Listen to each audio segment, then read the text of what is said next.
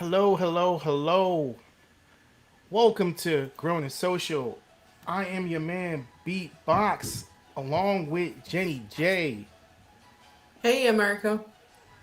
Uh huh. Along with Clint, What's up, America? What's the deal? and along with Miss Lynnette. Well, hello. All right, all right, all right. See that? See Hey. that? She checking her messages. She just caught I'm trying up. to get the introductions, Actually, all people proper. are like, "What's your They wait till 10 o'clock. I'm like, "What's the link again?" And I'm like trying to send it live. Okay. Uh, yeah. So, yeah, this is Grown and Social. 10 o'clock Friday nights. That's where you'll catch us. If you can't catch us live, you can catch us wherever you do your podcast, so you can listen while you work, listen while you work out. Right now, I'd like to remind everyone to take a second out your day and like and subscribe to the channel. It would help us out a lot. Don't forget to click on the bell so you can get notified whenever we do go live on Friday nights. Tonight we'll be discussing betrayal within good families. Okay? Oh, So, betrayal within good families. We were talking, and it kind of came out that there's a lot of good men out there that some people would like to have us believe that all they do is get married, have kids, live the good life, go to church, betray something, and then they go out and cheat and hoe out in the street, whether that be man or female. So tonight we're gonna talk about it. We're gonna see what side you're on out there in America and across the world. Um, Not to call anyone out there in particular, but Lynette seems to be under the impression that all good men are gonna go out there and just cheat, not only on their wife, but they're gonna cheat on their kids. So a lot of men have daughters out there that they're trying to be a good example for, and she just seems to think that they're just gonna throw that all away just so they can have one romantic night, one passionate, uh, you know, event with a particular person, because it could be a man or a woman, I guess. So I don't want to exclude anyone, Hey, we but got in Atlanta. We got to be I gender just inclusive. You never know. I just don't I just don't see that. I just don't see things that way. So um, I'm not gonna say you got hot and heated last time, but you seem to be very convinced that that was kind of like the stage of events right now. So I just say I exclusively I disagree. So You you disagree know that? Wait, do you disagree that all men have at some time have the ability to cheat, or that all men like? What part are you I disagreeing? think men definitely have the ability to cheat, but you know there's a couple things with that. First of all, you know, it's define a man. You know what I'm saying? So that's the first thing we got to get to is what do you define as a man? Because you got a lot of man boys, you got a lot of technical men, but you don't have a lot of men. When we have these discussions, a lot of times you're not talking about men. You're talking about man boys. You're talking about man babies. You're not talking about men. So for a man to cheat, yeah, I mean, it's possible, but will the man cheat? That's what makes a man, and a man baby not a man baby. You see what Um, I'm saying? yes, well, I can speak to that because, and let me tell you why I said that. I don't like to apply anything to all, right? There is no possible way to take one rule and apply it into entire gender or ethnicity or culture. Like there is always an exception to the rule. What I was saying is that women have to Hmm. manage their expectations in certain places of what their deal breakers are because a lot of men will. And I will tell you where I got this from. Now, I'm single. That's no secret. Anybody that's been on this podcast long enough know that I'm single as single can be. And I get approached by more married men than I do anybody else. But let me tell you, there's different types of approaches. So I get approached by, like you say, the man boys that's like clearly they're not men, they just dogs. Who knows why they got married? They wanted a housekeeper that was in the house they ain't have to pay. Those are those men out there that marry women who will tolerate whatever and then they treat them like whatever. Like those just are not good people. We're not gonna even compare them as men. They're not good people. But there are some men out here that, and I'm gonna use the word good loosely, that take care of their families. I know three off the top of my head that take good care of their families. I mean, good care. Their wife doesn't want for anything. As far as I've seen externally, and these are people I know personal, so we're not talking about Facebook. People like, as far as I see, their wives are well respected. They post about them on social media. They take family vacations. They, admit that they love their wives with all their heart. But all three of them throw slick stuff at me every once in a while to see if I catch. And it'll be things like, oh my God, you're so beautiful. If I wasn't married or I find myself thinking about you, oh my God, is that bad? These little comments. Now, I want y'all to be honest. As good as these men are to their wives, and they've made it clear they ain't going nowhere. Wife rocking Gucci, driving Porsches. They take good care of them. Say, I'm not leaving my wife. If I was to be like, oh my God, oh you, and I fed into their thing and was like, well, I mean, I'm not going to tell your wife. If you're not going to tell your wife, how many of those three men do you think will take the opportunity? 2 out Depends of on the 3. Huh? 2 Three out out of of 3. The reason 2 why out of they're 3. not cheating is because I created the boundary. And like I said, these are little comments they make. Like, oh my God, if you were single, oh my God, you got the perfect butt. Why are you looking at my butt? You got a whole wife. And I don't post on social media like that. I don't post my Instagram open. You can go look, you on my TikTok. I'm not posting nothing. It's like, well, I mean, what else they gonna do, Lynnette? That's all you post is your butt. I'm on TikTok talking about relationships. Oh my God, your lips are this, your eyes are this, you're just so smart and intelligent, I wish I had somebody like that. Those are all heat checks to see if I will take the validation because I'm single and I'm lonely and if I'll entertain it. If those men thought I was going to entertain it, they would entertain it. And so that's what I meant by, you know, we will have men betray good families. They will be happy. They will have homes they don't want to leave. I've seen it here in Atlanta on multiple occasions where I'm at the club. Man got a whole ring on, and he like, look, sweetheart, my wife know what it is. I'm trying to tell you what it is. I'm gonna take care of you. I'll give you money every month, what you need, what you want.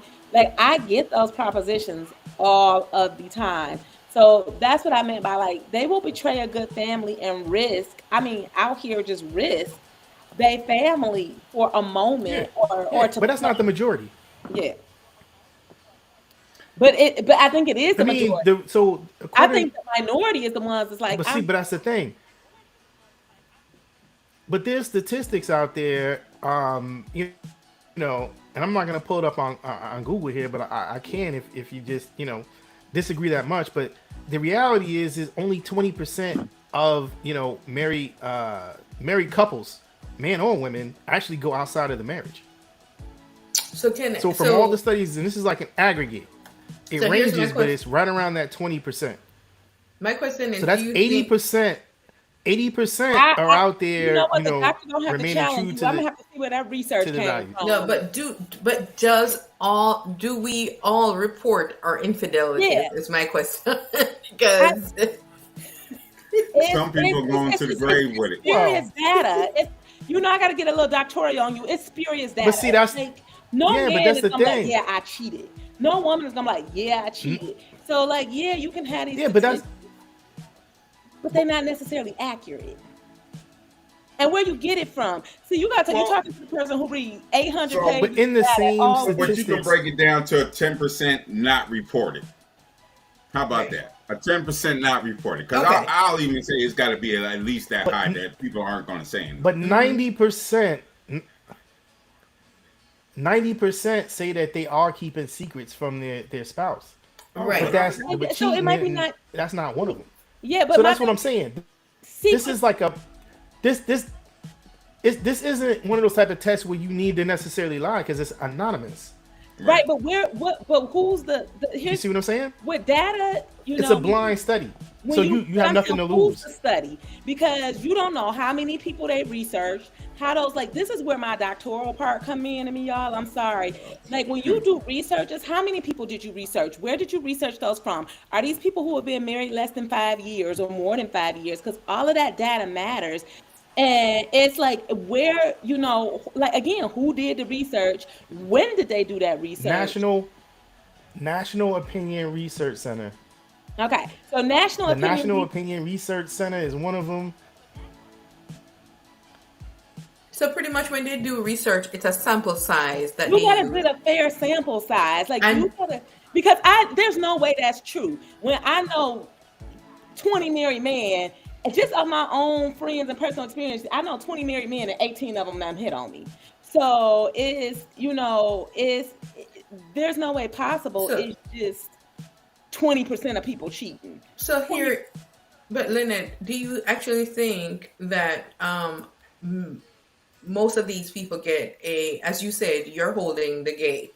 You're the one saying no.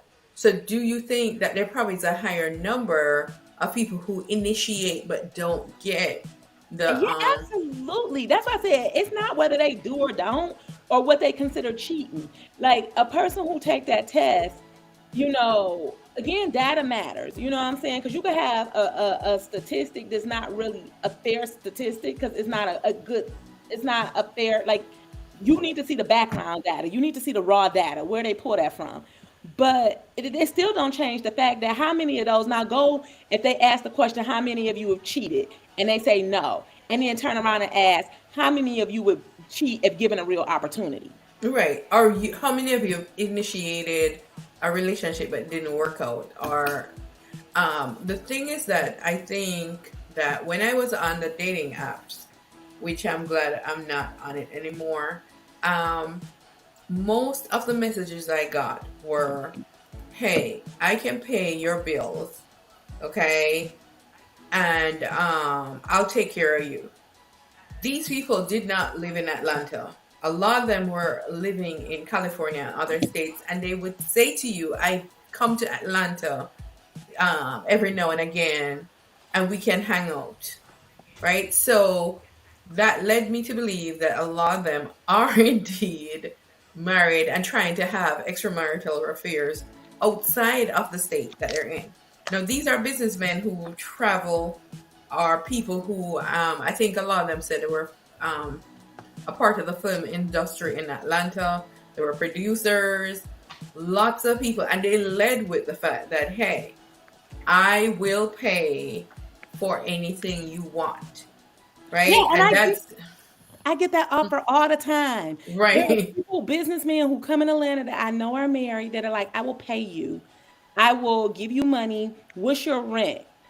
What's your rent? What's your rent? $2,100. I'll have that Zelle to your account on my direct deposit. I'll have my executive assistant auto pay that into your account every month if I can come see you when I come in town. Right.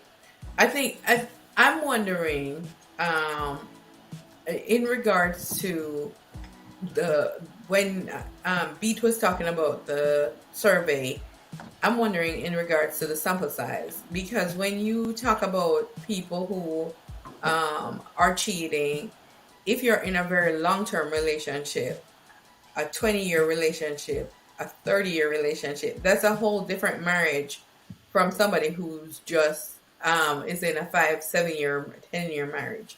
That person might not feel like tired of the whole routine of their relationship. There might be. Go ahead. No, I was like, exactly. I was agreeing with you. Right. So that's what I'm saying to you, that I would like to see that for them to break it down to say, okay, what people in a 30-year relationship, what percentage of them are initiating relationships outside of the marriage? People in a 20-year relationship, what percentage of them are initiating relationships out of marriage? And I guarantee you, there are people who they just got married and they definitely want out of the marriage. They weren't prepared for monogamy. So we have that group. But we also have that group who dearly loves their wife, loves everything about her, wants to change nothing about the relationship. However, they do want to initiate something outside of the marriage because they're bored, right? And then it's like, what do we consider cheating too? So we gotta get into that, because infidelity is sex, right? People would consider infidelity as sex. But how many are flirting in inboxes? How many are having inappropriate conversations? Because I'm sorry, if my husband is offering a girl $2,000 for a knot, you cheated. That's you would have did it. She offering her $2,000 for what? Online? You walked away. I said I had a man offer to have he owns a big company. He said, I will have my EA, executive assistant, wire 20 or direct deposit, like a paycheck, $2,100 to my account every month to cover my rent. And when he flies into town monthly, I made myself for those days. That sound like Jenny. I think Clint wants to respond. Okay. You know, when we talk about cheating, you know, infidelity is infidelity. But, you know, people get online just because they're bored. You know, so yeah, they're flirting in inboxes and all that. But I don't think some of these people are going any farther than that. You know, and I don't really call it cheating because it's just something to do. It's just something for entertainment. You're not really on there on a daily basis just inboxing people flirting because you ain't got nothing else better to do. So well, there's probably people out there.